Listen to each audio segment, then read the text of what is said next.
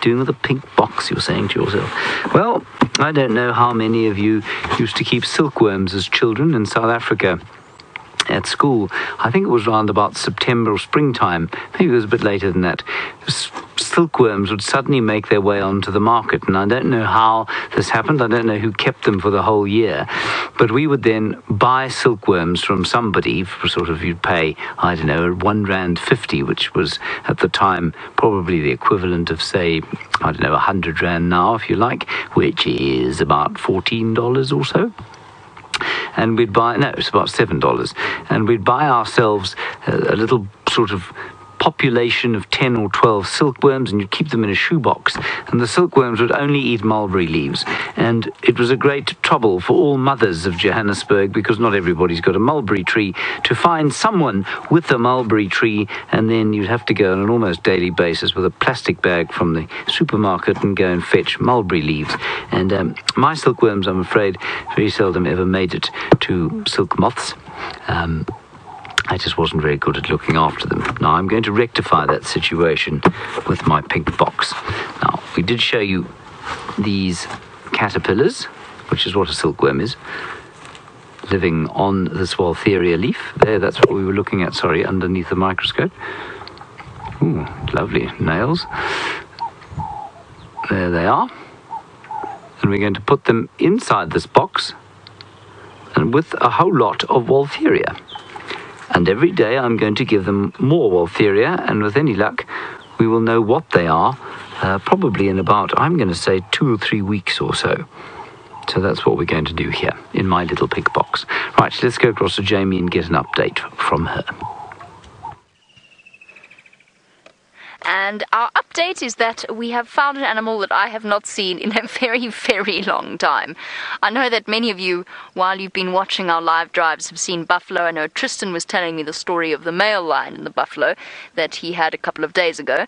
This is the first time I have seen buffalo in an outrageously long time. So it's actually really nice to see them once again. And enjoying, like an elephant earlier who was enjoying that swim with Brent, and these guys are enjoying something slightly different in the form of the best spa treatment Voyatella has to offer. And we're right at the dam outside the lodge, and I must say I'm quite shocked to see how empty the dams have got. It's been a long time since I've done a quick loop around the various water holes. Buffalo's hook is very low, Voyatella's unbelievably low. What's that moving behind that buffalo there? Is it a terrapin? In the water. Ah, it's a terrapin. Thought it was. This wasn't entirely sure. It might have been a monitor lizard coming out, but it is not. It is just a mud-encrusted terrapin. Much like our buffalo that are really seriously enjoying their wallow. And it's so warm this afternoon, I'm almost tempted to go and join them. Interestingly enough, there's one female with them. I don't know how long she's been hanging out with this group of boys. Usually for our new viewers, with buffalo, you usually get 1 or 2 lone males. Sometimes they gather together in slightly larger herds, and they're known as dugger boys. But the females you usually find in breeding herds. So they like to stay in herds of large numbers, anywhere between 50 to 500 animals. And this female, and you can tell that she's a female very, very clearly, and I'll explain that to you in a moment. This female's all on her own with a group of boys. And almost invariably, not always, but mostly, that's because they've been chased by lions and separated from the rest of the herd. And that might be what happened here. Now, Martha, you wanted to know whether or not they're stuck. They're not stuck, no. Although recently, with the terrible drought that we had, we did often find dead buffalo around water holes. That was more just because they were in such terrible condition and the days were so hot that they were seeking any relief that they could by moving into thick mud and then unfortunately not managing to stand up again. But these guys are perfectly healthy and they're not stuck at all. They're doing what buffalo often do. And not just buffalo, things like warthog will also do it, rhino will do it. They'll make their way into the thick glutinous mud and coat themselves in it as a way of keeping cool and escaping the harshness of the South African sun in summer. So it is very, very warm this afternoon, very humid. So the perfect place to be is to go either have a swim, like that elephant was doing, or to go and lounge in thick mud.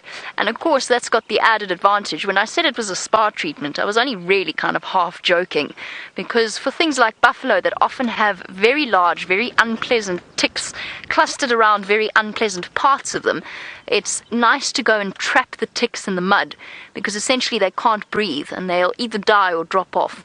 Then they can go and have a jolly good rub afterwards, and it's basically a nice natural tick remover. Now, I said that I'd talk about the difference between male and female buffalo, and let's do that quickly since we have been afforded this opportunity, and I know we have lots of new viewers joining us. The buffalo on the left is a female, the buffalo on the right is a male, and it's relatively easy to tell, even though both males and females have horns. If you look at the size of her horns and the size of the join of the horns, so where they meet in the middle of her head, you can see that it's much smaller and it's actually covered in fluff. So the horns of the female buffalo, hello, spa treatment part 2, the slightly more finicky bits being performed by a flock of oxpeckers that have come to go and pick off the ticks that have escaped the mud, especially around the eyes and the nostrils. It gives me the shivers every time I see an oxpecker go into an animal's eye. Here we go. Having a marvellous time. There's a juvenile oxpecker with its dark bill rather than a red bill. You can see them panting away. Sandra, you want to know whether or not this makes the buffalo more vulnerable. To an extent, yes, and it does often make them more nervous. And of course, the chances, though, of a lion coming through in the heat of the day, next to nothing. But stranger things have happened on our live safaris, which is why when we take our short break in just a few seconds, you definitely shouldn't go anywhere, because we're planning on returning to the Leopard. All kinds of exciting things await us out here in the heat of the afternoon. We'll see you very shortly after the break.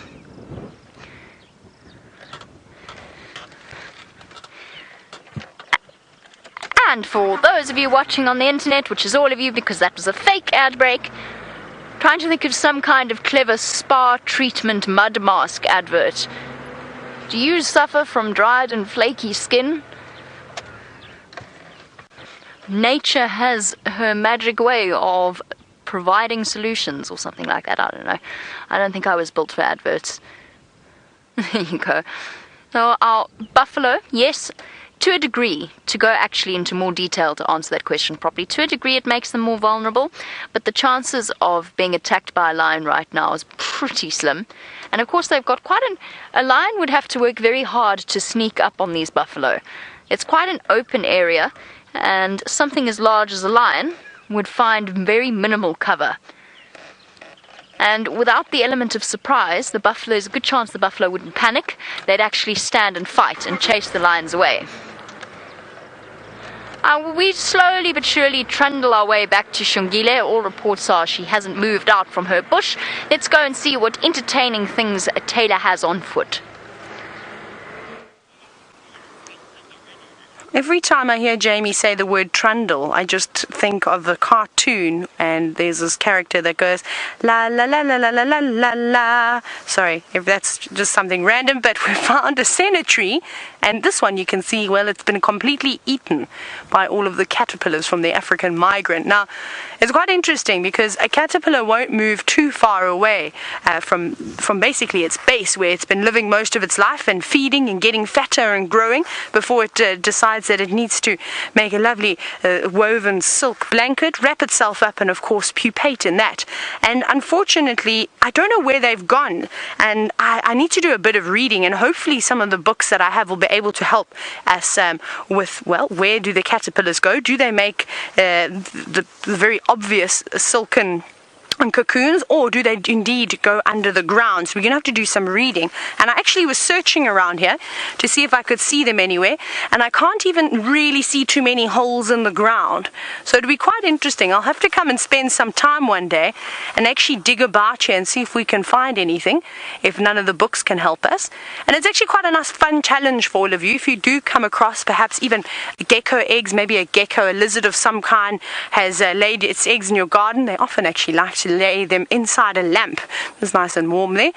Look at them and then figure out what they've turned into. And the same goes with caterpillars. And I know James was trying to do so in the tent with the African monarch larvae. We, of course, knew which one that was. But it'd be nice if we collected some of these caterpillars, figured out what their main food source was, and then just kept feeding them until they turned into a caterpillar and then, of course, developed. And that's what they're doing at the moment throughout South Africa. And I've mentioned this before, is that there's not a lot of sort of documented specimens of the larvae and then, of course, the adults. It's quite difficult to get hold of this information. So what they're doing at the moment is they're trying to collect eggs and actually hatch them and then, of course, photograph them from not just the actual butterfly, but, of course, the larvae or the caterpillars from the moths and butterflies. And I think that that's quite amazing. And maybe we will start doing that. I've got a bit of an itch. I think it's my hair or, of course, the grass. Now, Road Rash, you're wondering what is the difference between a plant and a weed? Well, I suppose a weed would, we sort of categorize them as a plant that is a bit of an annoyance and takes over areas. It's an unwanted thing. Often no animals or even insects will feed on these weeds, unless it's maybe got a milky latex, then perhaps a monarch butterfly caterpillars will feed on them. But yeah, weeds are really nuisances. They don't want to. They grow in disturbed areas typically, or they take over favorable areas, whereas I suppose a plant is, you could still call a weed a plant though. I don't think there's really any two difference. Just one, well, we don't really want, and we want lots of good plants around that provide good grazing or browsing for animals, and of course good food for the various insects. Now have a look at this. Isn't this beautiful? Rexon made it for me. He's made me a bangle out of some grass, but what I'm going to have to do is, I was trying to figure a way of how I could mend this together, and I suppose I could splice it together, so weave that back in there, but I need to add a bit of water. It's not too pliable just yet. Might actually use a little bit of gaffer tape and just gaffer tape it around and keep it on my wrist, and we will see how long it lasts. But I thought that that was quite nice, and it's quite typical. You do it with the silver cluster leaf, and you make the friendship bracelets if you're trying to, of course, court a lady of some sort. We're going to walk now, and what we're going to be searching for next is some dung, and small dung, seeing as though we've been talking about a lot of dung today, preferably Impala dung. So what do you think I'm going to do with that dung? We're coming out of an ad break. I'll chat to you now.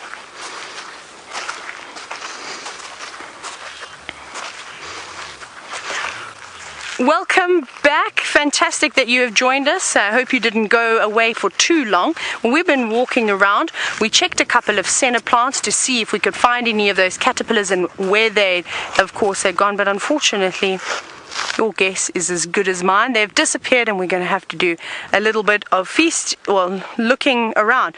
I just heard Rexon say something.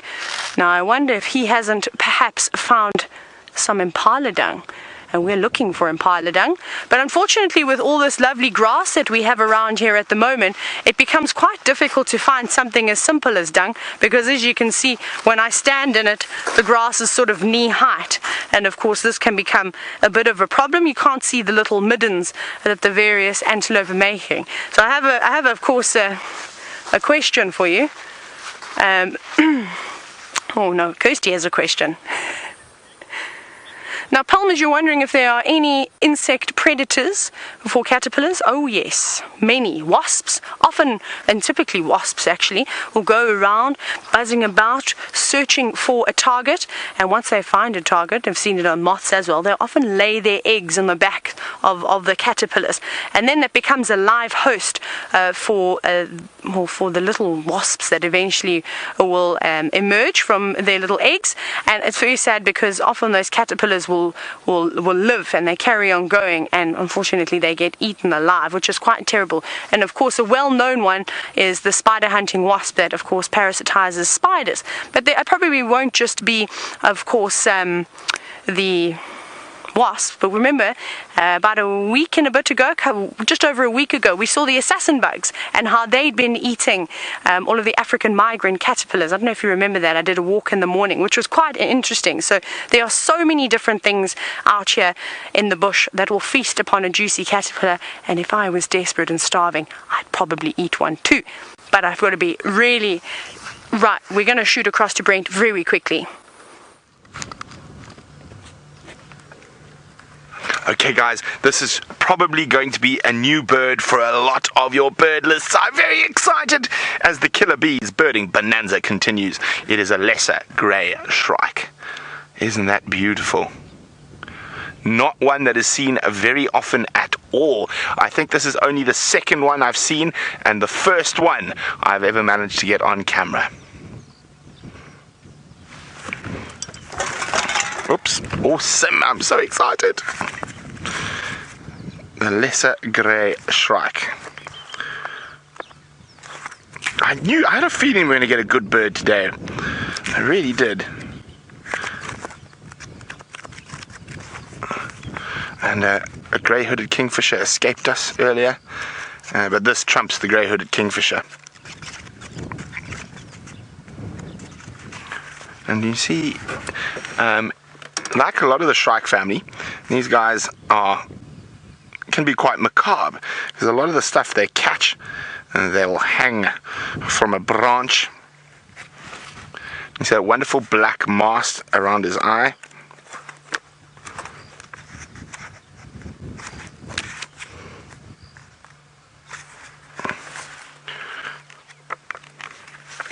So the one you can get a little bit confused with sometimes is the female of the redback shrike, but not really, because they don't have that lovely black mask. The male of the redback shrike does have the black mask, but of course that rufous back is an easy giveaway, where this one has got that wonderful grey back.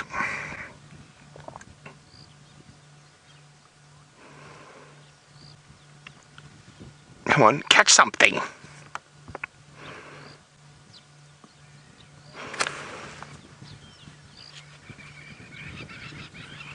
So they are migrants, so they're only generally here from September to around April, but then again we don't see them in numbers in this area. In certain parts of Africa I have seen quite a lot of them. So generally they prefer much more arid areas. So if you go into the Kalahari and areas like that, you can see quite a lot of them, like the redback shrike here. So they generally prefer arid savanna or semi-desert scrub. So it is always quite a good one to get in this area. And you can see he's hot, mouth's open, getting some fresh air over there. Now, let me know if this is a new bird species for you, and I haven't heard of how many lists are going, so remember to let me know how your bird lists are getting on. I'd love to hear how close you're getting. I think it's going to be interesting. I think we're going to get some really good birds this summer, and I'm really excited about that. But while we do that, Jamie is with the tusked beast. We had a tusked beast, but Brent was busy telling you about how excited he was about the birds this summer, and they all scuppered off. There they go. A family, or a sounder, of tiny, tiny little warthogs. And there's 6 of them. There were 4 in this particular group a little while ago, where if you remember correctly, or if you not remember correctly, if you think back to when we stopped and we spoke about little baby warthog tracks and I took a photo, it's the same group of them, but now obviously a second female has had 2 additional offspring, and she's joined together with the first, and that often happens with warthogs. Safety in numbers. Oh, they were so cute. And they've just disappeared, unfortunately. I'll try get another view of them a little bit further ahead. I can hear the dwarf mongoose making a noise as well. So they're here as well. Oh, drat. The joys of live safaris. They're gone. And now the dwarf mongoose don't even want to come out and play.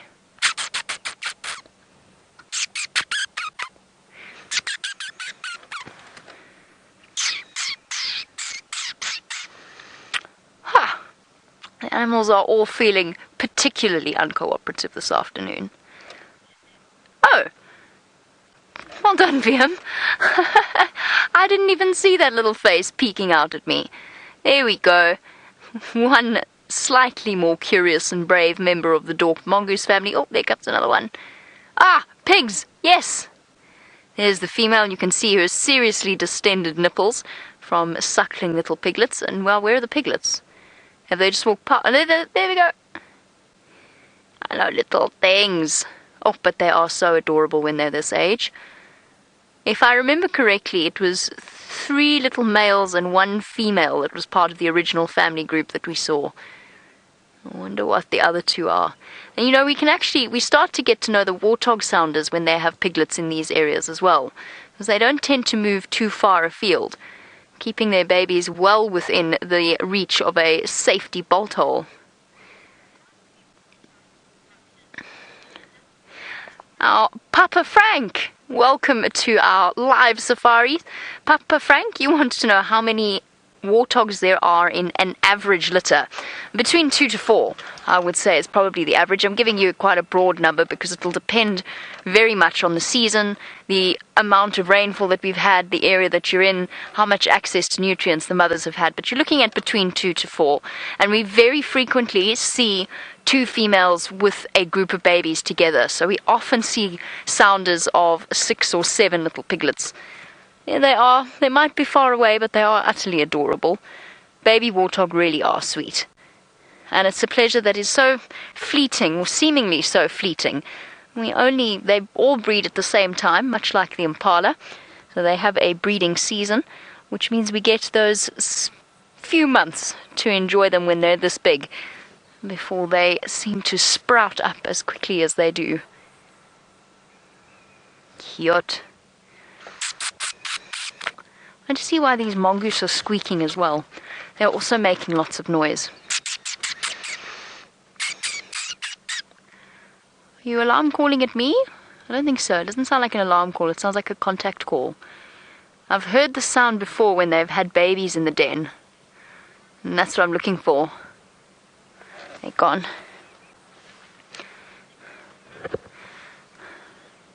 I'll keep an eye on them. And welcome, as always, to Michael, and thank you again for your question.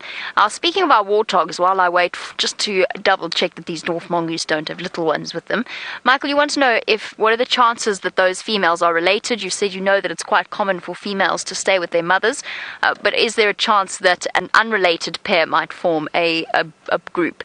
It's usually, you are absolutely correct, it's usually a mother-daughter combination with the pairs of warthog. I nearly called them mongoose, I meant warthog, I'm sorry, not to confuse you. So it's usually a mother and daughter combination. Sometimes they are unrelated though. So it can happen that just the sheer desire for safety in numbers will overcome any sort of concern about territories or competition, and sometimes you'll get unrelated females joining together and raising their babies together, which makes total sense. A female might have dispersed away from her natal range and she meets up with another female. They'll even share their den sites or their burrows. So yes, they can be unrelated, but it's usually a mother-daughter or a sister combination. Okay, I think these warthog have pretty much disappeared. I would say it's safe to say we've had better warthog sightings in our time, and the dwarf mongoose are not feeling brave this afternoon. No, they've all vanished as well. So we'll start making our way back towards little Xongile. Now, those little warthogs definitely wouldn't want to meet a leopard. So in fact, it's one of a leopard's favorite types of food. Baby warthogs. And I saw Hosanna eating one whole not too long ago. I'm going to do reverse safaris. I'm not going to reverse the whole way, I promise. Oh, while we've been looking at little piglets, as Brent said, he's very excited about his birds of summer. Let's go and see which ones he's got now.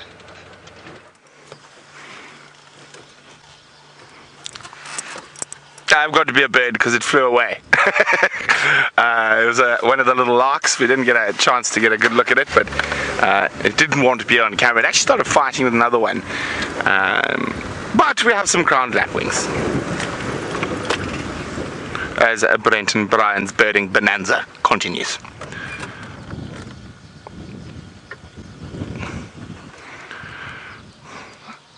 Oh, they're going to start not liking the grass here. It's getting a bit long. They generally prefer it a little bit shorter. But of course they are loving the explosion of insects to eat. Now, I said we're checking the water holes at Cheetah Plains, and I'm very excited to go down to Buff Pan, which is right here, because after seeing how full Djuma Dam was,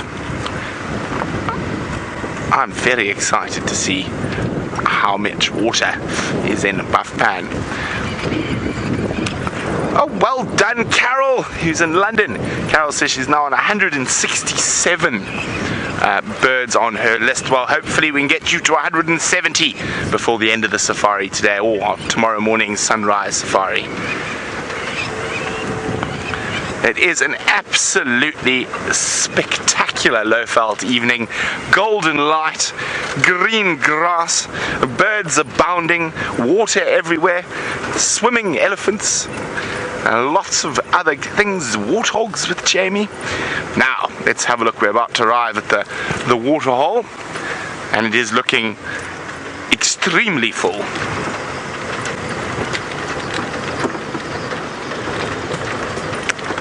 Splendid.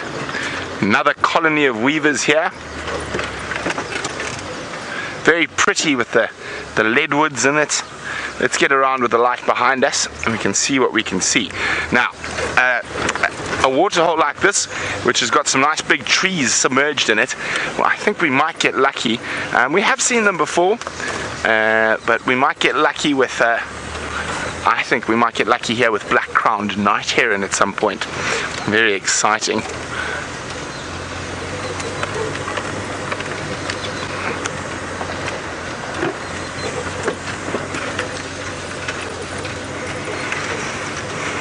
Now I'm having a look for Canyon and quarantine while we're birding through this area. They were last seen about 300 meters to the north of the Cheetah Plains boundary, and I'm hoping they might have meandered south. If they did come straight south, it would be to this area. Isn't that nice? Let's go look. There it is. And you can see this is even a better weaver tree, because any snake that wants to get to them has got to go for a swim.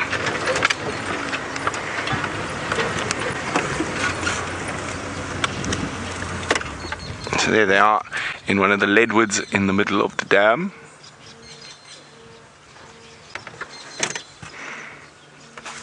Always look carefully for that yellow eye. You never know when we're going to spot a lesser mast weaver. At the moment they're all inside. And just see their tails. There we go. What have we got there? That looks like another village. Now, you will find lesser mast weavers occasionally in amongst the villages, but I haven't seen any so far this year.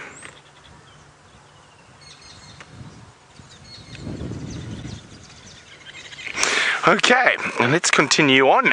We're going to start slowly making our way back towards the west, and maybe go past Chitwa again, go past the waterhole, see what's cracking there. It's been a cracking drive in the east so far, but it sounds like Tayla has found something that she thinks is interesting. Let's go find out whether it is. We've been seeing so much life today, of course, with all the beautiful insects, the dung beetles, the butterflies, the little wasps and ants. And well, unfortunately, we've arrived at a sadder scene. And this basically just happened after we went across to Brent to have a look at that bird. And it was amazing. We've just got this horrific whiff of well, rotting something. We weren't sure what it was, so we walked on in to investigate to see what it was. And I'm very sad to tell you that it is a baby baboon. And I think it was natural death. I tried to have a little look around, and I can't see any obvious puncture marks or any broken legs or a broken back or anything like that. So I think that this little one just was not strong enough to survive. But it's been around for a while. I think it's been here for a couple of days, maybe even a week. Now the wind has changed direction, and we are getting the horrific smell of it. A lot of flies. There were maggots already around its face, starting to completely decompose the body. And if you look carefully, you can actually see how it almost looks like it's really, really thin. But I don't think that was the cause of this. I think the reason why it looks thin like this now is because the maggots and the carrion beetles and all that have already started eating it from the inside. And I think that it basically, you see how the carcasses almost melt away. I think that's what's happening right now. But of course, like the dung, the elephant dung that we saw, this is providing a lot of meals for various animals. Of course, this baby baboon is going to do the same thing. All those maggots will eventually pupate and turn into, of course, flies. And it is very, very terrible. And I can only imagine it must have been very traumatic for that mother baboon too. And if you remember when Brent went to Rwanda, how he saw that there was a mother baboon carrying its, mother gorilla, I'm so sorry, carrying its baby around even though it had passed on. I'm pretty sure they will do the same thing, and for a couple of days before they realize that it is dead. So it might have even died a lot longer ago, and eventually she just realized she has to let it go. Now earlier I was trying to do a quiz with you, but I kept getting distracted as I normally do. And what I wanted to do, we won't play a quiz though, is that I've heard whispers in the wind, you can hear the wind, that Craig is apparently very good at Bokdrol Spoeg. Well, that's what he has to say. So come and have a look what I've got lined up for you over here. I don't know if it's maybe been driven over now though, because I wrote it nicely in the sand. No, it's still here. Almost. I just have to add one letter. Don't mind me. Here we go. Can you read that? Bokdrol Spoeg. I didn't write competitie because I was worried that I wasn't going to spell it correctly. I'm only teasing. I can spell relatively well, just sometimes the words in my mouth don't come out. And of course you saw that there was a line. Craig, choose your weapon please. Please not take it. Take it. He says he can't do it because he's holding a camera, which we know is nonsense because David has done it. Right? He's putting it in his mouth. I'm going to choose this one. Off those go. Are you ready? I'm going to go first because I'm a lady. Is that alright, Craig? Yeah, that's okay. He says that's okay. He doesn't sound too convinced. Now we know I'm not too bad, but I haven't been in the bush for a week now. I haven't got my bush ears, almost said my bush eyes on, and I'm still trying to adjust, of course, to my surroundings. So please bear with me if I'm not as great as normal. Are you ready, Craig? Now, Craig, you can do a run up. Actually, I think I'm going to do a run up this time, but you're not allowed to cross that line. If you cross that line, you're disqualified, and I'm still the champion.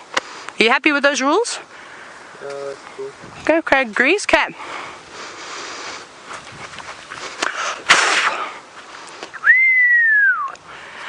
That was a good one.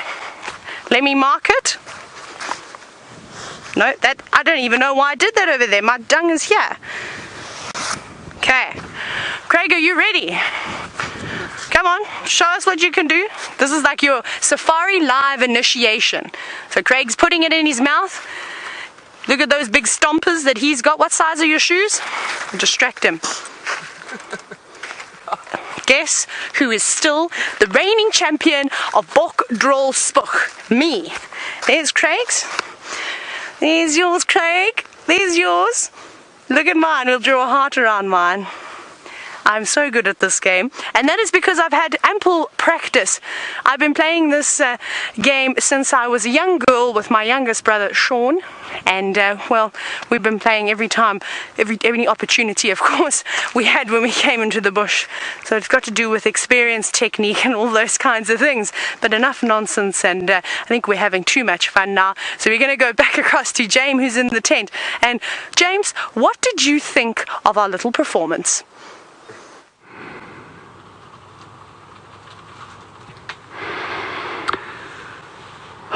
I think describing yourself as a lady while you have the dung of an animal in your mouth soaking amongst the salivary amylase should not be done, ever. Woman, female, yes. A lady, I don't think does that sort of thing, do you? I will also say to you that I think that was the trick in her success there. That piece of dung, by the time it was ejected from her buccal cavity, was no longer a piece of dry and desiccated material. It was a fairly wet bolus that travelled through the air with a great force, because it weighed 4 times what it did when it went in. And that's a very clever trick she pulled on Craig, and I think that she should be told about that later when she gets back to camp. Anyway, now, let us take to the air. Now that is a far more couth and beautiful scene than the one that we've just been forced to witness by Tayla. I did notice the lovely heart that she drew around her wet and sodden dung ball. And you can see the clouds rolling in there. That is now to the southwest that we're looking. I just saw the hillocks there of Ulusaba off to the right-hand side. And Connor is just swiveling around, and apparently I'm told reliably by Stefan Winterboer that we are going to have rain today. Apparently there's a 100% chance of rain later on this evening. Connor has now decided to swing back the other way. I can't see actually what that dam is in the bottom. Is that? That's not Chitwa Dam. No, I don't know what that is actually. It looks like twin dams actually. I think it's twin dams. Yes. Oh, there we go. Beautiful. Is that twin dams? Connor, what dam is that? I can't see. Can't be twin dams. It is. Is it twin dams? No. Oh, it's Buffelshoek Dam. Oh, it is twin dams. Okay, good. Phew, I was totally unsighted there for a second. Yes, that makes sense completely. That's so embarrassing. Twin dams where Xongile is, and I'm pretty sure that Hosane is somewhere around there. Now, if you look to the... As Connor keeps going in that direction, which is very nice, I think you can actually see him. He is sitting to the top right-hand side of the screen. That's him there. And Xongile is in the bushes to the bottom left-hand side of the dam. And Jamie apparently is about to arrive there. I can't see her. She has arrived, apparently. But I don't know where. Because I'm pretty sure that's Connor. Unless that's Jamie. That might be Jamie and not Connor. It is Jamie. Connor is behind this somewhere. Anyway, wonderful scene. I'm going to ask him just to flick up again once he's had a look there at the dam, which looks a little bit like a quarry at the moment. If we could, Connor, if you could flick up again towards the horizon and then swing again slightly to the right-hand side of where you are. Oh, no, in fact, stay there. That's lovely. That big hill that you saw on the left-hand side of your screen is called Stwijskoppie, if I'm not mistaken, and that is on Mala Mala. Left a bit, Connor. Left. It's just coming into picture there on the left-hand side of the screen. There it is there. Now, that line of hills, you can see that one there. And if Connor does now slowly pan along that line towards the right-hand side, you will eventually see the little hillocks of Ulusaba. And that is a line of granite koppies, as we call them. Or you can call them outcrops if you like, that stretch all the way to the mountains, and they're sort of variably large and small as you go towards the Drakensberg. And I'm just trying to see the other ones. We did have them earlier on. No, I think the mist is slowly coming down over them. Connor, if you can expose for the sky, can I ask you to do that a second? If you can just tilt upwards and expose for the sky. There we go. Look how clever he is. You see, he's brilliant, this man. Ah, now we've got a much better look at the mountain. Now I'll just go back to the left, if you don't mind. That goes from me to Kirsty to him. So there's a very slow... There. That's them there. Those are the hills there that I'm talking about at Ulusaba. You can see them just passing through the middle of the screen now. Now they've disappeared out the right-hand side. Anyway, that is the continuous line of granite koppies that goes all the way to the mountains. Well done, Connor. Now, they also actually, one of those, I think the front one is Ulusaba, and then as they go out of the gate or across the fence, those are in a community called Newington. Now, I know it's been a long time since we discussed this, and Barbara, I don't know if you're still watching or not, but I hope you are. You wanted to know if the spiders, the violin spiders we get here, are the same as the ones that you get there. They are actually the same as the ones you get there. I've just now forgotten what they're called. What are they called again? What are they called? What is? A recluse. That's right, the brown recluse. I was staring there at the oracle of all knowledge, Stephen Winterboer. And before I hand you back over to Jamie, I want to tell you some very exciting news, and that is that I have discovered what this flower is. Judy H., are you paying attention? This flower is called the wild lucerne, Crotalaria spherocarpa. And apparently, the most interesting thing about this is that it's favored by giraffe. Now, for a giraffe to eat this, they only grow about that high off the ground. For a giraffe to eat this plant, it obviously has to take a risk to put its head down on the ground because it's that much more vulnerable, but apparently a great favorite amongst the giraffes. So if we ever see a giraffe again, we'll try and give it some of this wild lucerne. Let's just head over to Jamie, who's not very giraffe-like at all.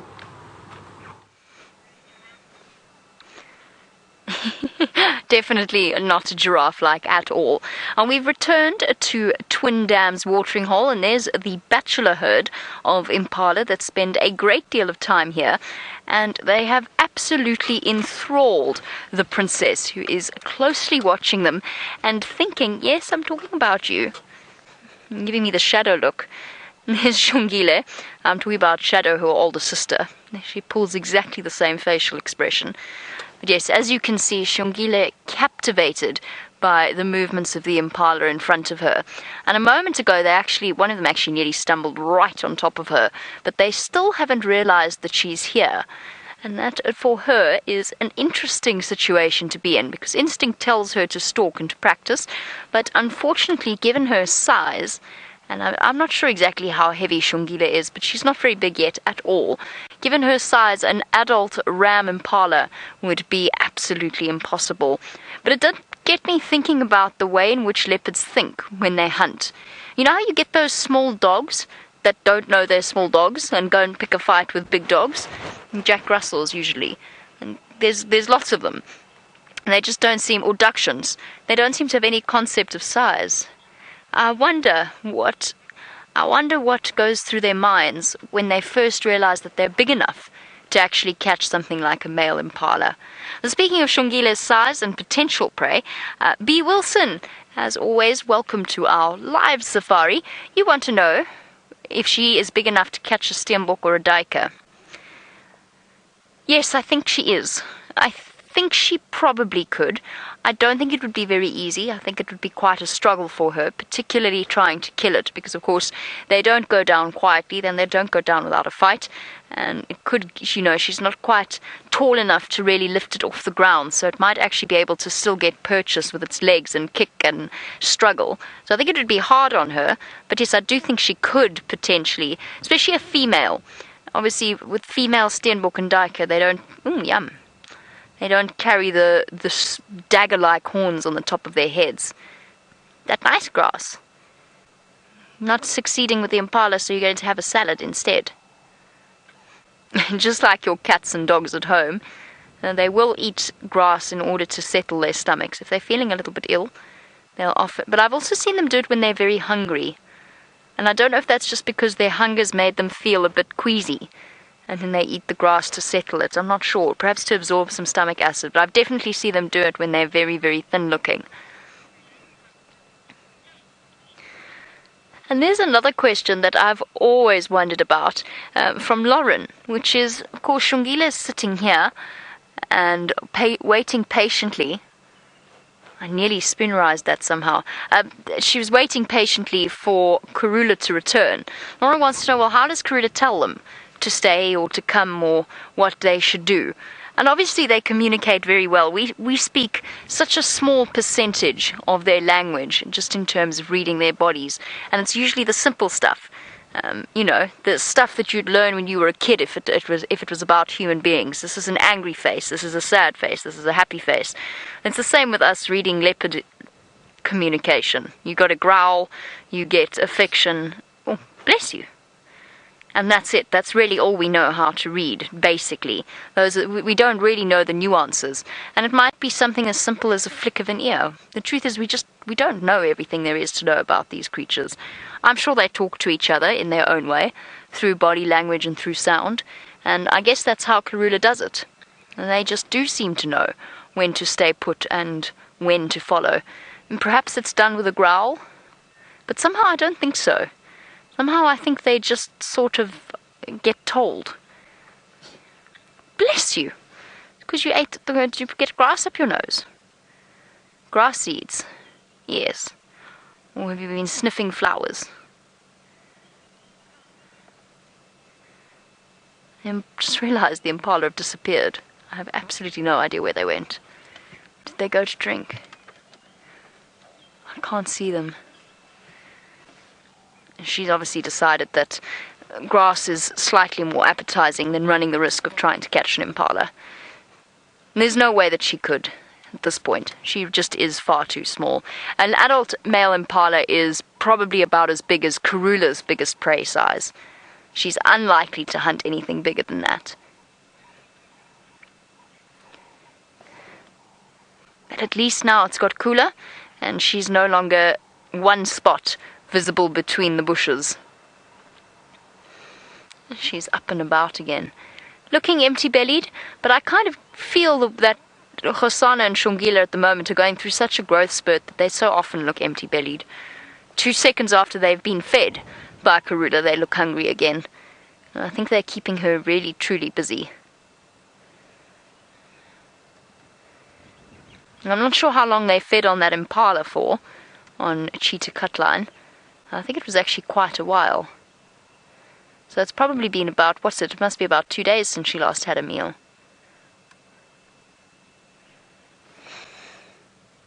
Yes, little girl, your Impala have gone to go and drink. I'm hoping she's going to do the same once the Impala have moved off. For now, though, her salad dinner seems to be attracting most of her attention.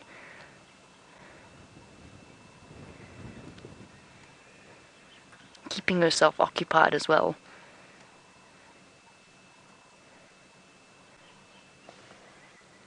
Okay, let's move forward slightly, so we've got a better position on her face, better view of her face.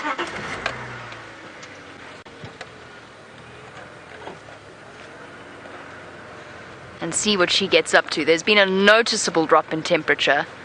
There's a good chance she might decide to go entertain herself. She's definitely not going to be too hot now.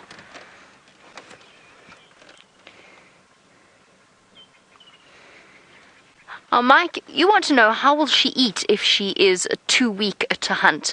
She's not too weak to hunt. She's too weak to hunt an Impala. Oh, she's too small. It's actually not that she's weak. She's just too small to hunt something like an Impala. But she's not without her own hunting abilities, and she could catch small things. She can, and she has caught small things in the past. Things like lizards, rodents, squirrels.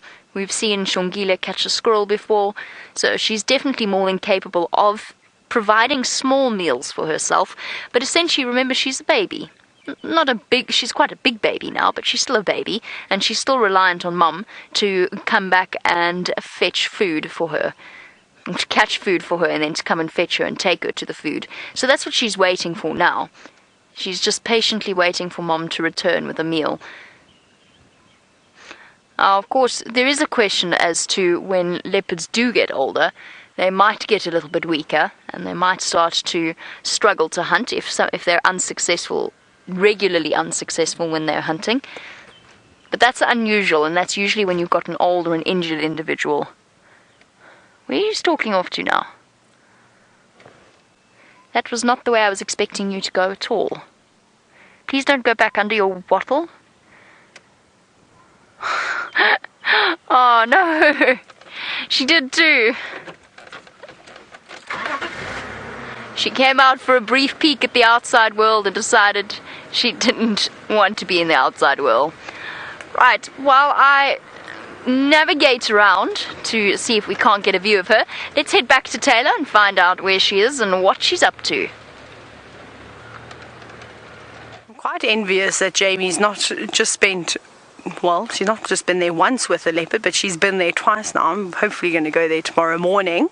I missed the spotted cats, but as most of you know, I'm not the most confident person, I suppose you could say, around spiders. May have a little bit of a fear of them, except the jumping spiders.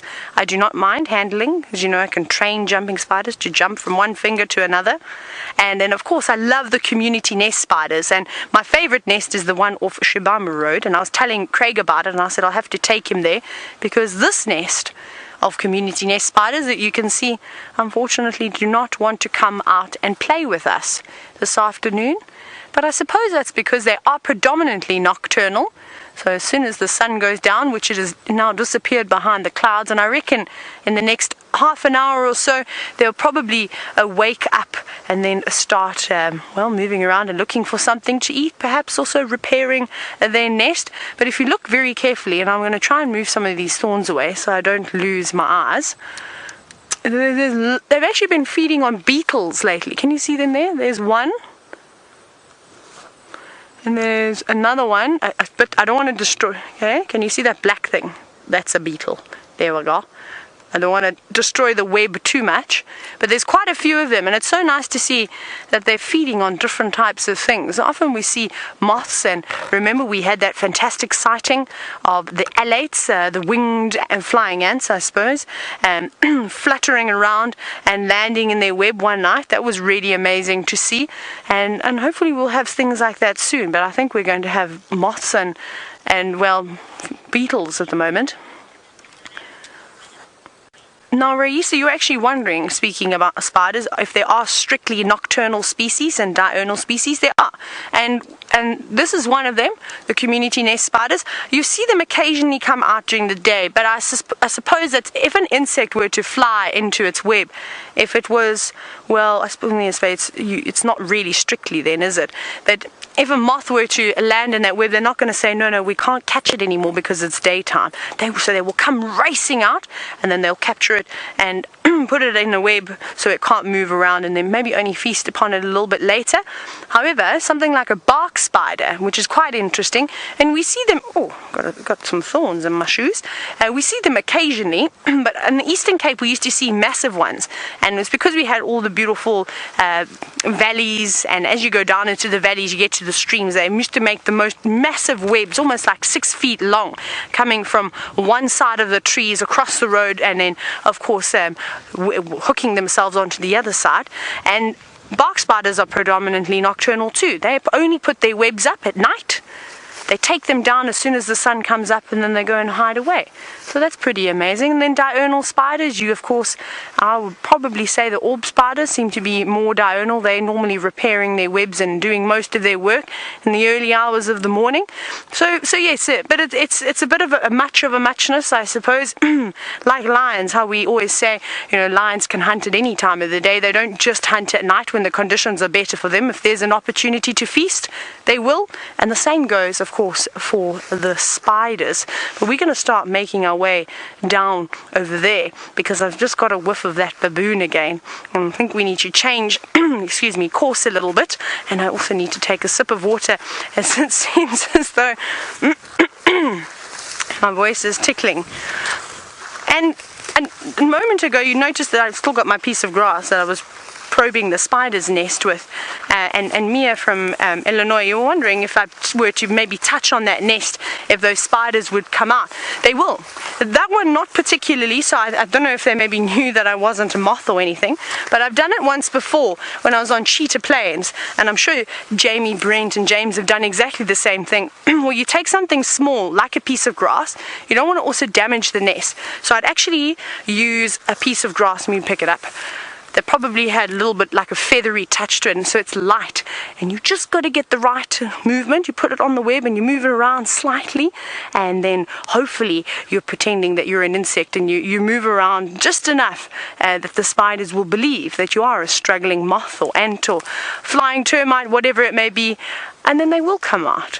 But unfortunately those ones weren't playing ball, and we'll just have to wait for them to come out at night. So maybe tomorrow, next time I drive in the evening, we'll go onto Shabama Road, and Mia, I hope that you're watching, and maybe we'll be able to, of course, watch those spiders hard at work. Now, speaking of spiders, we've got a Spider-Man in the tent by the name of James, so let's go and see what he's got to show you under the microscope. I'm not sure that I want to be a Spider-Man. I suppose if Craig has to be Batman, I could be Spider-Man, if you like. Let's have a look at the microscope. We have got a focus pull, Kirsten. I know that doesn't look like much, does it, Kirsten? No, you're thinking, oh no, he doesn't know what he's doing. But watch this. Oh, there we have the face of an antlion, everybody, and unfortunately this antlion has received what can only be described as blunt force trauma to the left eye. It is a bit squashed there. Now what I want to do, I'm very close now, is to just turn it over so you can see its mouth parts. And they bite, these things, but they don't bite very sore. Now, if I manage to do this without losing focus, I'll be so impressed with myself. There we go. You can just see the mouth parts there. There's slight biting mouth parts underneath the yellow triangle of the nose. Now, imagine seeing that thing coming or staring at you in the night as you woke up sleepy, needing a drink of water. Ooh. Ooh, you know what else is interesting? Sorry, I'm going to just do this. Hold on, everyone. Look in the eye there. Look how the eye has broken up the light. Because of the facets on the eye, it's broken up the light of the microscope. That's very cool. And this one has got a moustache. In fact, it's got a moustache not unlike one of the rangers I saw go past the other day from one of the lodges here. He seems to be growing a moustache that looks not unlike this particular one, and as you could see, it should probably be shaved off immediately. Good, that's really neither here nor there. Okay, so that is the antlion, and that's what it looks like in its entirety, and it's a rather special creature. Many of you, of course, will know what the antlion larva looks like. It's that funny little thing that lives in a what am I going for? Conical burrow. That is very gorgeous indeed. Now, I had a spider to show you, but I'm not going to show it to you now because Tayla has got a flying thing that was a caterpillar that might escape. The reason why I want to show you, and you've come back to me so quickly, is because we were talking about diurnal spiders and nocturnal spiders, but we've got a diurnal moth who's sitting just on that little shrub over there. Now, Craig is going to try and... No, come on, Craig! I had to say that. I couldn't resist. There it is. Can you see it? Isn't it beautiful? And to me, I love these... Oh, do you need me to show you again? Hang on, let me show Craig again. There. Have you got it? Yeah. There we go. It is beautiful, and it is a speckled footman. Now you get a couple of them around, but I think that the speckled footman is the prettiest of them all, with their beautiful orange and red, and of course the beautiful white. And it is very nervous of us. And there are a couple of them. Every time we walk through this particular patch, they all fly up and then go and land on another branch. But isn't that just amazing? I haven't seen one of these for a couple of months now, so I got exceptionally excited when I did see this. But it seems as though we're going to be seeing them quite often now, as they seem to be out and about in full force. Isn't that wonderful? But have a look now. Where's the big clouds gone? If you have a look at the sky, there are a couple of really, really massive cumulonimbus clouds that were out and about, and we did hear some thunder rumbling in the distance, so I wonder if the storm isn't slowly coming about. And I suppose it's time for us to head home before we get stuck out in the rain, and of course stuck out with the rest of the nocturnal spiders and moths out here. But it has been wonderful to be back at work again, and I hope that you've enjoyed the walk that, well, me and Craig and I, and of course Rexon, have given you today. But we'll catch you, of course, tomorrow morning for the sunrise safari, and we'll see you then. But we're going to go across to Brent, who is at my favorite spot at my favorite time of the day, and that is Chitwa Dam.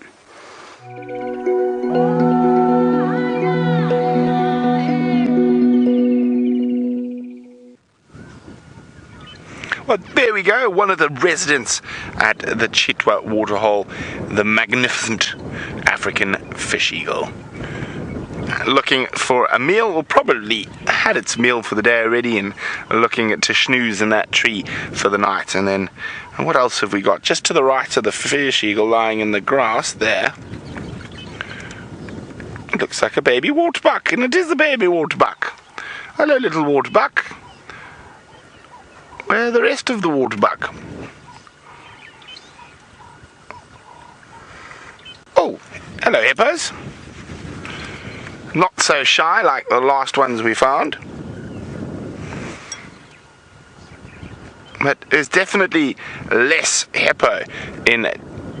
Oh, he's having a scratch against the tree there. Definitely less hippo than the last time I was here, and I'm sure possibly even the shy hippo might have even come from here. Who knows? Oh, you've got an itchy ear. What are you doing, you silly hippo?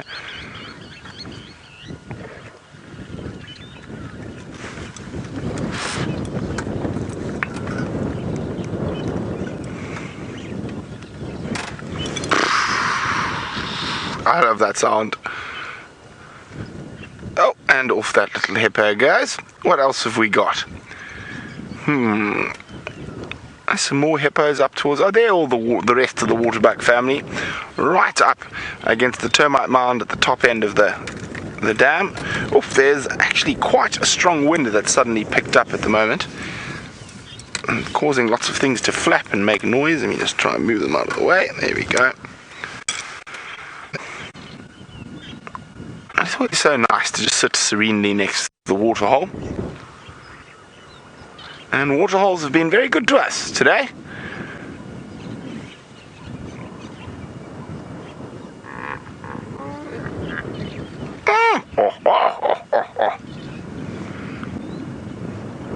There's more water back there, or those kudu. I can't see, they're quite far.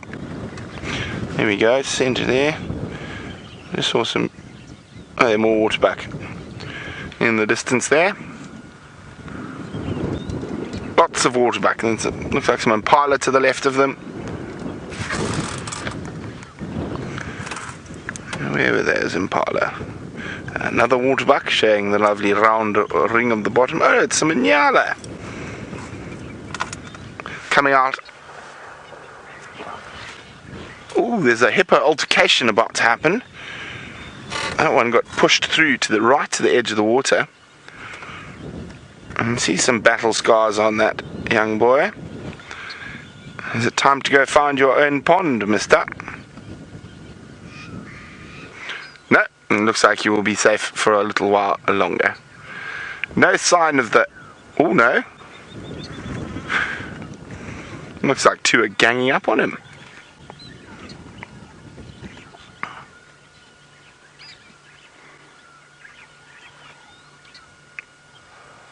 Now, I've seen hippos fight before. The longest fight I witnessed was about 3.5 hours, and it was incredibly gruesome, and the sounds of those hippos bashing into each other was quite incredible. Hopefully one day we'll get to witness a fight like that.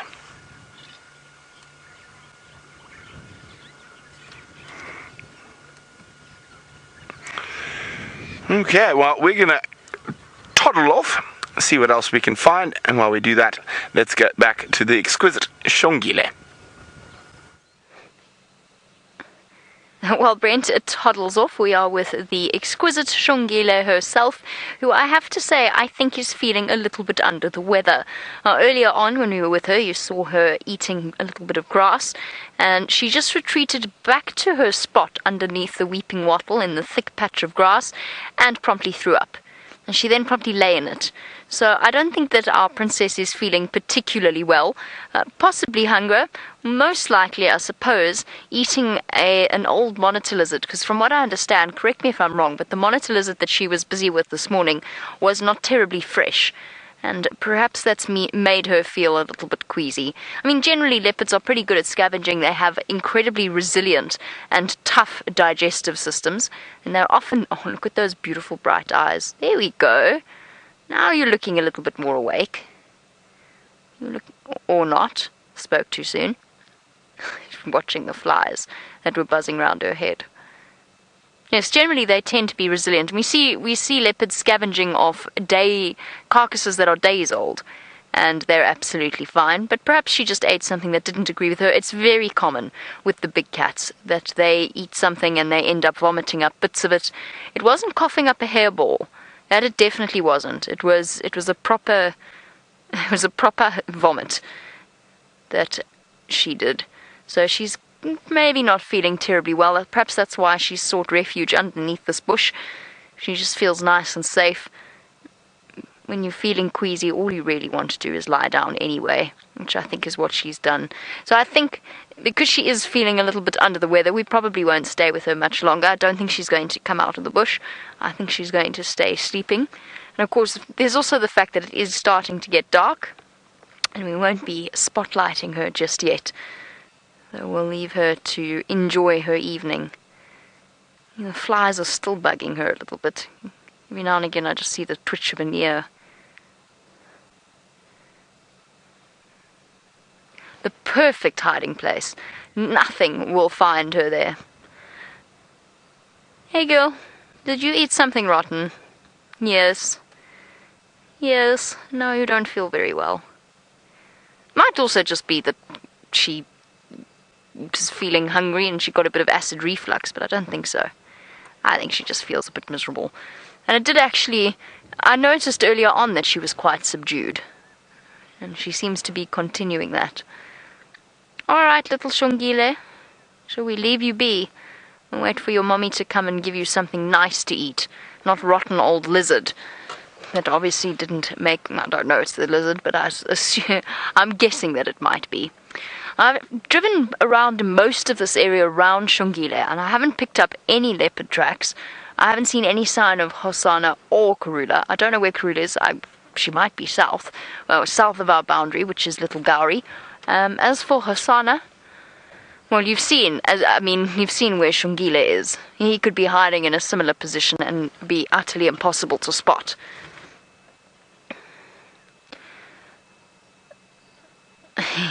So while our weather closes in and we leave Xongile to her recovery from whatever stomach ailment she appears to have contracted, let's go back around to James, who's fossicking. I am indeed fossicking, and I think that Xongile had that stomach issue this morning. She was going... It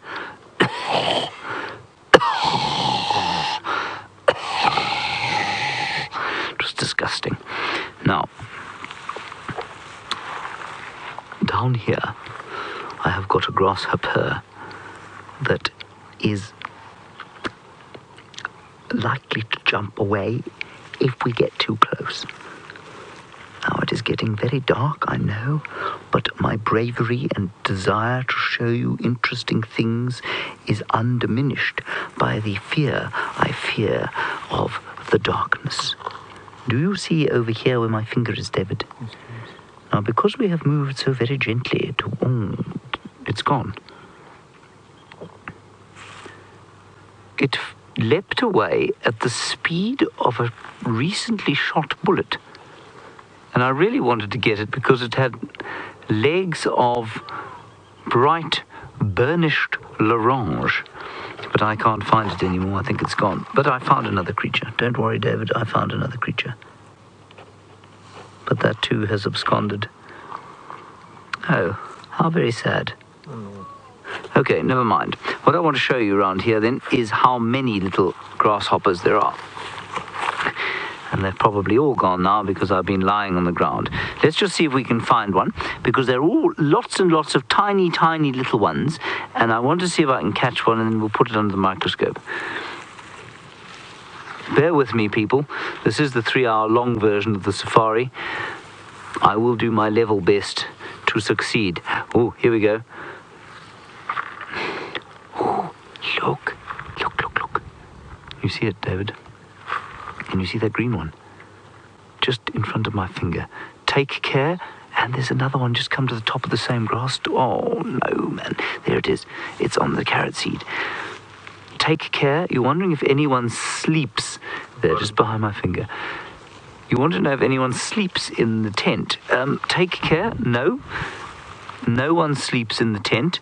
I would love to tell you that I did in order to immerse myself more thoroughly in the wilderness. But no, we don't sleep in the tent. We don't have to. We're not very far from the camp, you see. Isn't that very cool? Got a Polyrhynchus in the background. And you've got Polyrhynchus in the background. David's now identifying the ants. This is astounding. You'd never have said that you'd become an ant expert, would you, David, when you started here a little while back? No, you barely knew what the difference between a grass and a tree. And look here. There's a mantis. And I think this mantis is disguised as a grasshopper. You see it there? Yes. That is so cool. And I think it's looking for these tiny little grasshoppers. I think they must be careful, and there are many, many of them. I was just saying to David, you know, when we set this tent up in this current position, it was at the height of that drought last year, and there was nothing to be found out here. We were looking at bits of sand under the microscope and struggling to find any kind of vegetation. Insects and spiders and things, forget it. We didn't find any of those. And now, every time I sit down out here, I just have to cast my eye to the ground or onto one of the stalks of the grasses or the culms of the flowers. And suddenly there's a great diversity of life going on, a whole miniature ecosystem going on all around. Here we have our new friend Crotalaria spherocarpa, and on Crotalaria spherocarpa, much in the way of the Polyrhynchus ant. This is most relaxing, I must say. Yes. Some people often ask me, I'm often asked, are you not worried lying in the grass like this if that ticks will get into your person or onto your person, certainly, and bite you? And the answer is yes, I mean, they do. And I mean, oft times at night I can be found at 2 a.m. scratching savagely at my ankles. But I have to tell you, lying with the view that you now have through the grass as it moves like this is just too wonderful. And it's just wonderful. And thank you to all of you for complimenting David on his wonderful camera work. Indeed, he is very skilled, and that is why he is in the tent with moi. Very good. Okay, let's perhaps head back inside. But I just want to see if we couldn't perhaps catch that green thing. Did it hop away, Dave? I just wanted to stick it under the microscope, but I don't think we're going to be able to do that. The baboons are now coming. They've moved away from the dam cam, and I think they're probably heading into one of these big marulas to roost for the night. I can hear them going, ha! In the background. That's the young ones. And the big adults are not going wahoo anymore, thankfully. Good. Yes, that is probably all I can tell you. Oh, no, here we go. I've got it. This was the first one I wanted to show you. Can you see it there, David? Oh, it is the biggest jumper in the world. It's gone again. That's very awkward. Well, we won't try that one for TV, will we, David? No. I'm not sure that the TV audience would be quite as patient with us as our faithful internet audience. Thank you for being patient with us. No, I think this guy's gone. Okay, let's have one last look at a flower in here that I've been wanting to show you for some time. But every time I've sort of tried to show it to you, somebody else has found something astounding. Now, this is the plant with the greatest Latin name, possibly, in the world. That is Syncolostinum bracteosus. And it's called a bracteosus because of the purple bracts. And I wanted to show you the difference between them and a petal. They're basically a modified leaf is a bract. And let's stick it underneath the microscope now. Here we go, David. Are you ready? Yes. Are you ready to be amazed? There we go. And it always is amazing the detail that you get once you put things under the microscope. Beautiful silver hairs. There's maroon and there's purple and there's pink and there's a little bit of gold tossed in there. And that is a leaf. It's a modified leaf. And interestingly on this plant, and I always thought a bract was something that a flower grew out of, but the bracts on this seem to grow above the flowers. The flowers are there. That's what we're looking at there.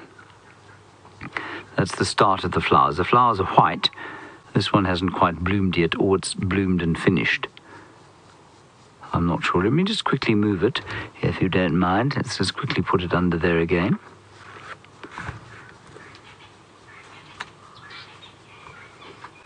There we go. And I think you'll find that this one has already flowered. That's closed up, and that's going to become the seed. Yes, it has. Isn't that cool? Look at the little spikes, little droplets of water, the hairs that have obviously all got some kind of crucial function, the use of which is completely beyond me.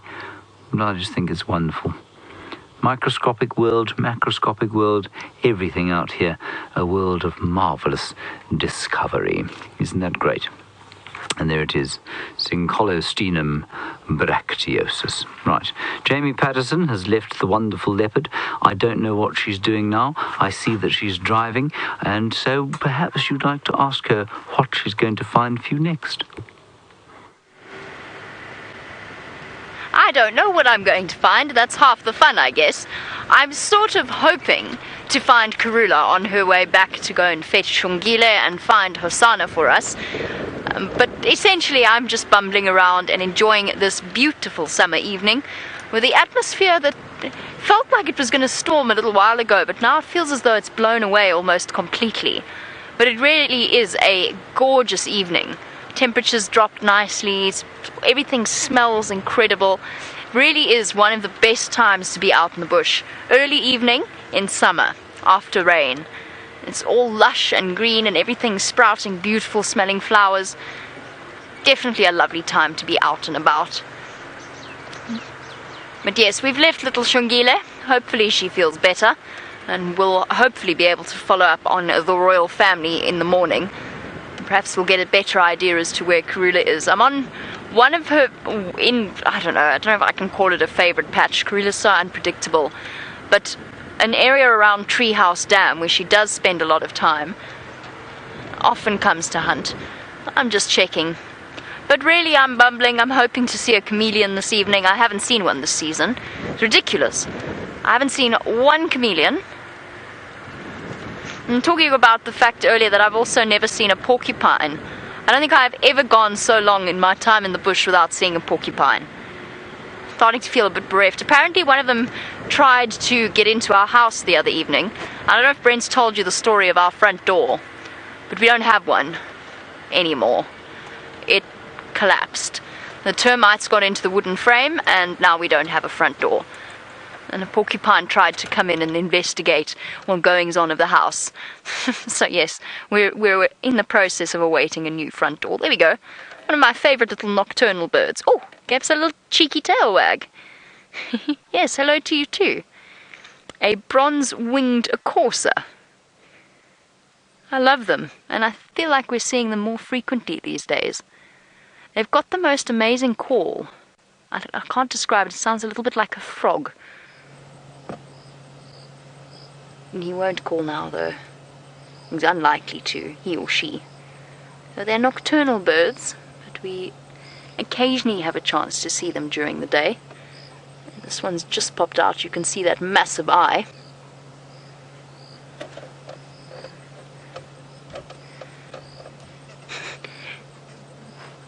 All the better to see in the dark with. There's actually quite a few nocturnal bird species that we see on the roads like this. Nightjars, of course, being a big one. Oh, got something. Probably a termite. Oh, another cheeky tail wag. Owls, we see lots of course. What are the other nocturnal bird species? I'm suddenly drawing a blank. Coursers? Duckorps. They're not called duckorps anymore, they're called thickneys. You can get a water thickney and a spotted thickney that we also see in the evening. So for those of you watching the dam camera at night, you'll of course have heard such a vast difference in the sounds you hear during the day and the sounds that you hear at night. And when I was at university, I used to fall asleep, because I went to university in the UK. I used to fall asleep to the... Oh, I'm sorry, little corsair. It was right next to the car. I was hoping he was going to stay and give us a really nice view. Yes, I used to fall asleep to the sounds of the dam cameras playing loudly through my laptop. It was the only way I could block out the sound of the college pub below me.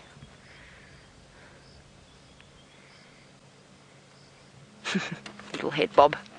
Sweet birds, very pretty birds. Okay, let's go and see what other evening creatures we can find.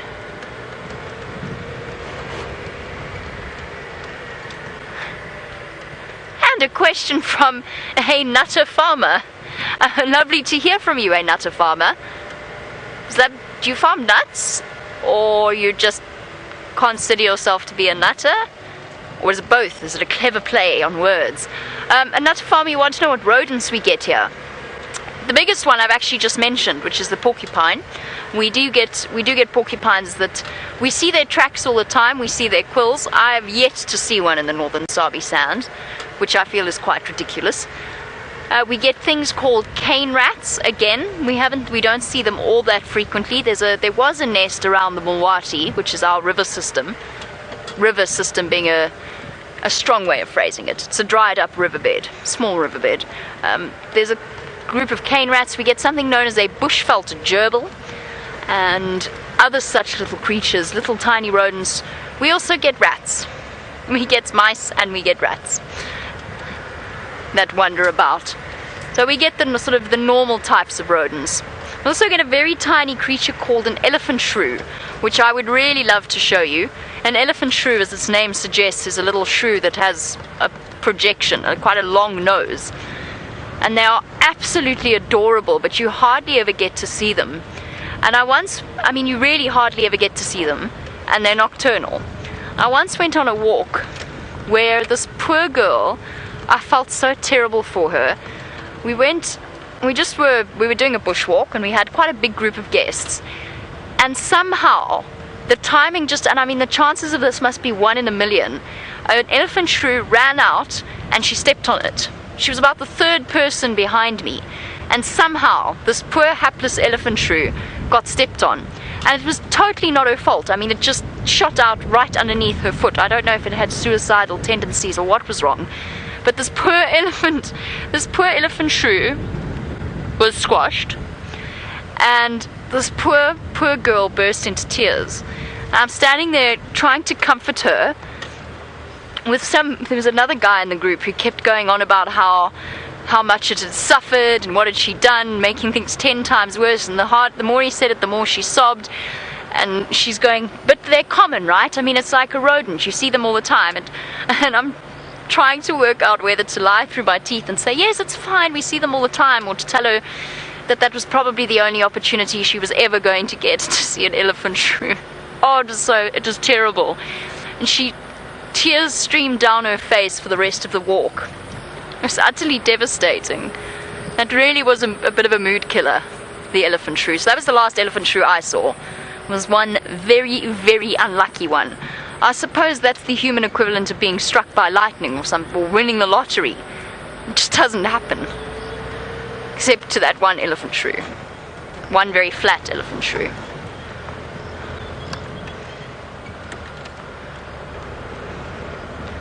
I told her they were very common. I think she knew I was lying. I'm not a particularly good liar. But I didn't really feel like telling her that it was very unusual.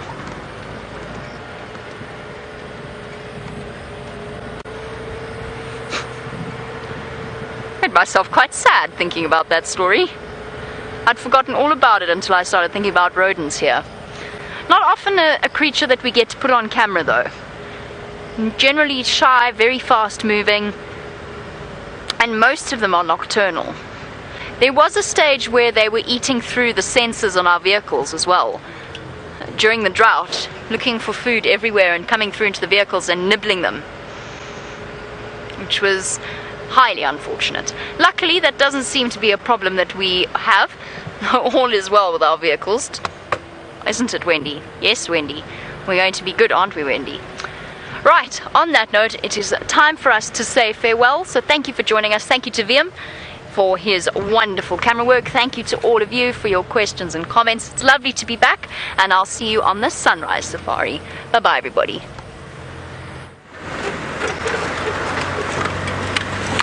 Hello, welcome back. Isn't that interesting, Jamie? We've been chatting about elephant shrews now, the place to see elephants. elephant shrews is East Africa. There are some incredibly endemic elephant shrews to the coastal belt of East Africa, and some that only occur on islands out in the Indian Ocean. One such is called a Zanj elephant shrew, Z-A-N-J if I remember correctly. That occurs along the Kenyan and Tanzanian coasts. Oh, hello buffaloes. We're not going to bother you too much in your wallow. Behave yourselves. Watch out for the lions. So the Zanj elephant shrew is actually black and gold. They are very, very striking. But I think my best elephant shrew sighting of all time happened to be when I was running walking safaris in southern Tanzania, and I saw a checkered elephant shrew, which is incredible. They're very big. They're about this big, stand about this tall. I really recommend Googling it. Google checkered elephant shrew, and they've got white checks, squares on their body. And we were on a walk, and we'd found a beautiful big elephant bull, and we were I had 6 guests on safari with me, and we were walking up to this elephant, and when we got about 30 or 40 meters from the elephant, he was down in a riverbed, and we stopped on the edge of the riverbed, and we were just at magnificent scene, this massive Mbarika mountain escarpment going up behind him, this beautiful big white sand river, and we were sitting down now watching this elephant as he dug for water in the river. And all of a sudden, out of the bush, right next to us, about 3 meters from us, was a checkered elephant shrew. So I saw an elephant shrew and an elephant on foot in the same sighting. Okay, well, what a wonderful first day back, wasn't it, Brian? It was indeed. The killer bees are most ecstatic about that elephant sighting, which was just pure bliss. You can see, there we go, a B word, bliss, for a killer bee sighting of those elephants, and of course, a lovely new bird, I'm sure for a lot of you, the lesser grey shrike. But we will see you bright and sprightly tomorrow morning. Oh, move, Franklin. But for the last few moments of the show, let's see what shenanigans the master of shenanigans, James Henry, is up to. Well, I think we're going to see you tomorrow. But I am a serval, and I've got marula fruits in my eyes. Does it look like I'm looking at you? I'm trying to make its mouth move, but I can't because I don't have much dexterity in both my hands. I'm going to have to practice this, everybody. Wait a second. Here we go. There we go. That's terrifying. We just need to get the jaw joint in properly. Hang on. Sorry, everybody. We've only got 40 seconds left to do this. Okay, here we go. Right, the jaw's now in place. The eyes are in place. There we go. Right, there we go. Okay, thank you for joining us, everybody. It's been wonderful talking to you during the course of this drive. We'll see you tomorrow at 0500. Please remember, tomorrow afternoon there will be no sunset safari because we're having a rehearsal. So that's just the way it's going to be, and we're very, very sorry. Have a lovely evening wherever you are in the world, and don't get into any trouble. Goodbye. Arr.